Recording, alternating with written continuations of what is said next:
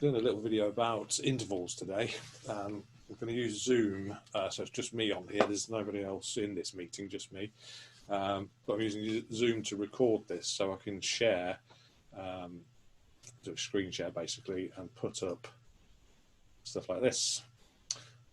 So intervals are just the space between any given note. So on this document here, this sheet, it's giving you examples of intervals, the names of an interval, some alternative terminology, and we're going to be starting, or our example is going to be starting from G. So we're always going to be referring back to G. So the G note in this case is going to be on the low E string, fret 3. So that's our reference point. So all of these intervals are referring back to that G. As you can see, it's G to something all the time, all the way through. So this time, well, to start off with, should I say, we're going to start with the smallest interval there is on the guitar, and that's a minor second. It's the second note, I suppose, away from G. You could look at it that way. And that interval, to look at it in real terms, is 1 fret. So we go from the 3rd fret to the 4th fret. That's also known as a semitone or a half step. So in this case, we're going from G to the note A flat. It's called, as I say, it's called a minor second. Another name for that, as you can see in the other column, is flat second, flattened second, or flat 2. So these are all referring to the minor second. Other names for the same thing. Moving on from there, and this will explain why these are called flat 2, flattened second, flat second. We go to the major second, which is now 2 frets away from the G. So we go from fret 3 to fret 5, and we get an A note. This is a major second, or otherwise known as a natural second. So the flattened 2 part is referring to this note moving backwards half a step. So, and it's going, we call that going flat in pitch, as we're going down in pitch. If it was sharp, we would go up in pitch, but it's a flat 2, so we go back. So we're flattening the pitch, just a semitone. So that's the major second, G to A. So fret 3 on the G to fret 5 on the A. Next up, we go from fret 3 to fret 6, which is a B flat, and that is what we call a minor third. So the minor third, or the third in general, is what gives our chords their major or minor tonality. So in this case, if a G chord's got a B flat in it, it would be a G minor, and it would sound something like this.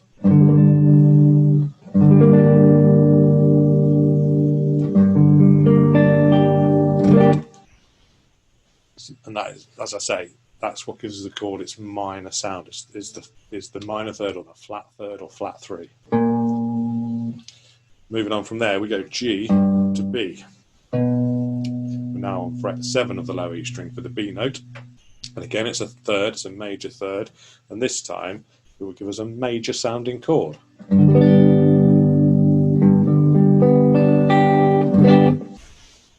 So you can kind of see how those two are related to each other. So if I flatten that third, you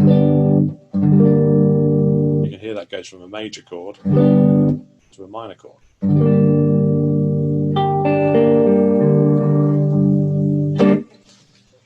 Okay, moving on. We're now on to the perfect fourth, G to C. So we're now on fret 8. So remembering, those of you who've got to grips with learning the notes of the fretboard, B to C is a natural half step. There is no C sharp and there's no B flat. So we're only moving 1 fret. So we're going from fret 7 for the B to fret 8 is the C. And in this case, the interval from G is a perfect fourth, which is 2.5 tones. A tone is 2 frets, and a half tone is 1 fret.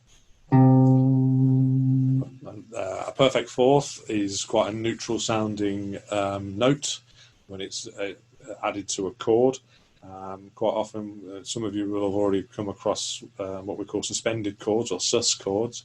So you'll have something like a D sus4. A normal D major would be like this. D sus4. So we're replacing the major third with a perfect fourth.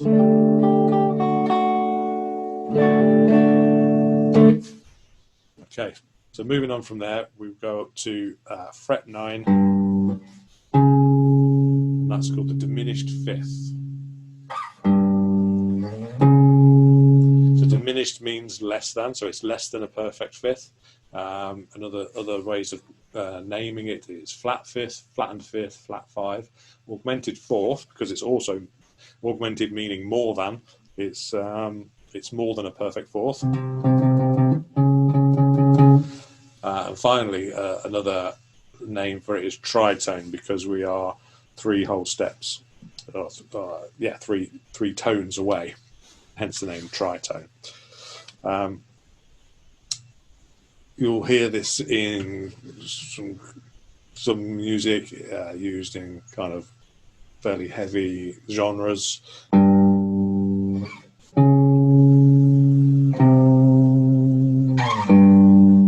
I think it was Black Sabbath used it in the song Black Sabbath. So they go into the fifth and then down to the diminished fifth.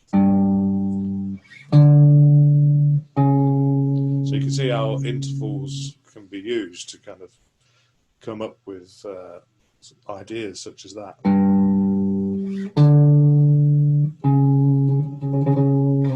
Interestingly, the diminished fifth was banned in some church music back in the olden days.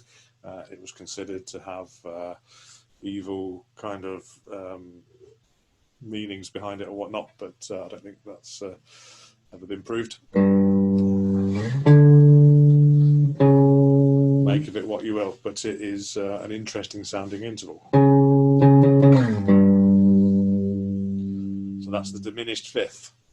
Moving on from there, we go to the perfect fifth, which, as I was just sort of demonstrating, that's fret 10 on the D note.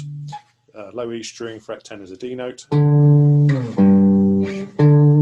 the perfect fifth is the third part of any of the chords you make. So we have a root, either a major or minor third, and a perfect fifth.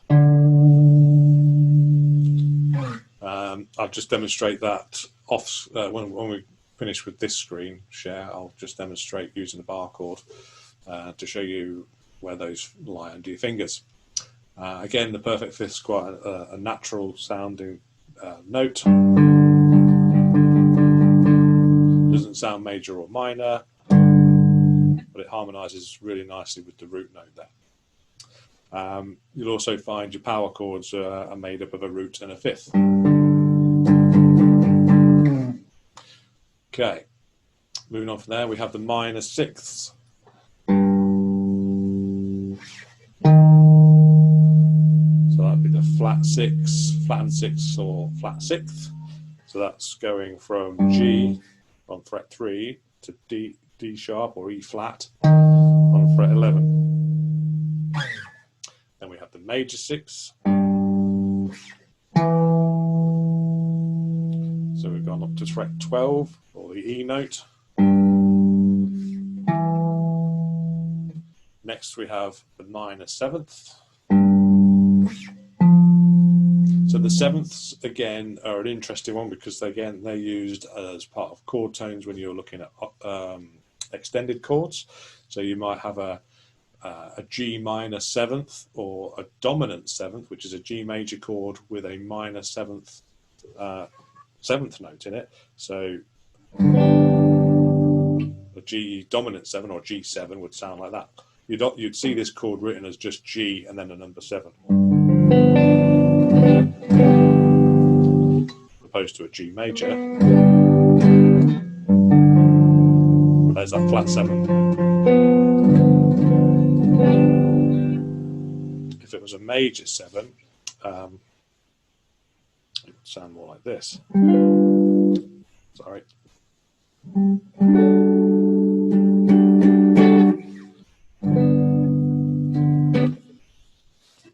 So that's the minor 7th. So we're at fret 13. So an easy way to remember where the minor 7th is for any key is it's a whole step below the root note. So in this case, we're looking at G, so a whole step below G would be F. So you can quickly figure out what note you need to play if you wanted to add a 7th into a chord or just play the 7th, or the minor 7th, so to say. You would simply go down a whole step below whatever the root note was. So if I was playing a D chord, I wanted a minor 7th, I'd need to play a C note. So in this case, there's a D7 with that C note added into there, or a D major chord with a C note added in there, making it a D7. Moving on from there, we have the major 7th. So we go from G all the way up to the 14th fret, which gives us a G flat. Because we're almost back, we've almost done a whole octave, we've almost gone back to G again at the other end. So the major 7th, you'll hear in obviously major 7 chords. So if I wanted to play a G major, so we play a major chord, then we just flatten the 7th a half step. We'll go half step down below the root, should I say.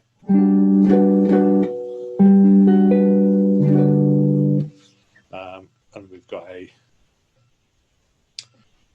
G major flat 7. Sorry, G major 7. Just trying to find another voicing to play it. Sounds a bit nicer.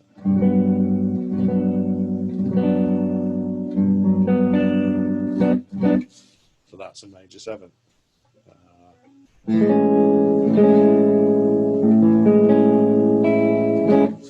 A major 7.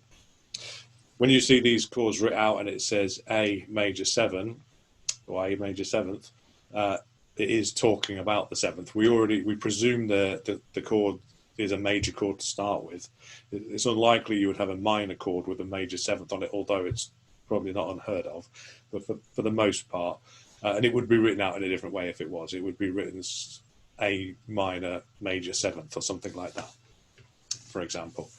But in this, for the most part, in this case, if you see a chord written A major 7th or G major 7th, you know it's a A or G major chord with a major 7th on it as well. We know that the dominant chord, or the G7 chord or A7 chord, would just be G and then a number 7 after it. And then if we had a minor 7th chord, so G minor 7, again, we already assume that the G is a minor chord, and it's telling us that it's a minor 7th that we're playing.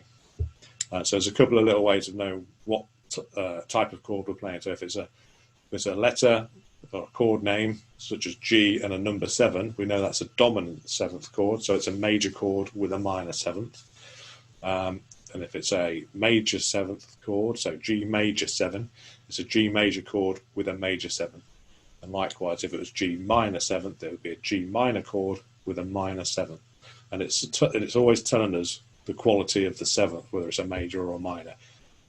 And the G7 just tells us that it's a major chord with a minor chord. It's one of those situations where you have to know the information beforehand. If you didn't know what a G7 was, what it was constructed by, or how it's constructed, then you would obviously struggle to figure it out. But for the rest of them, it's actually quite obvious. So finally, the last interval is an octave. So an octave is when we've gone from G all the way back to G, but we're an octave higher.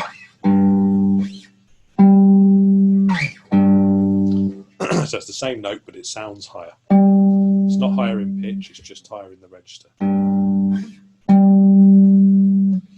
then we have it. That's octave. Sorry, that's well, that is an octave, but that's intervals. A little explanation of intervals. I hope that made some sense. I'll just come off of this one. As I was saying, I'll just show you. If I was to play a bar chord, I'd have my root note here on fret 3 of the low E string. My fifth would be on the A string, fret 5. So that's my D note. That's a fifth.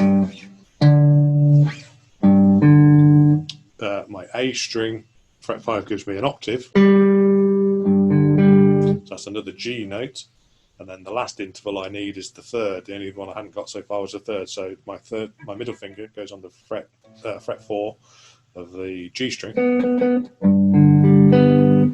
the only notes are G, D, and B.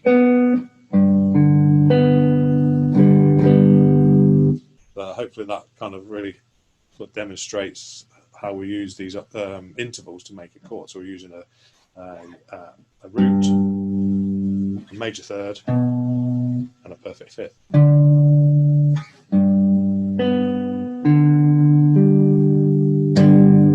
And when we bar with this finger, what would be the open strings or the unfretted strings will then just be duplicates of what we've got here. So in this case, we've got G, D, G, B, D, G. Because we're barring over the second fret of the B string, which is a D note, and the high E string obviously is the same as the low E string, so we've got another G note.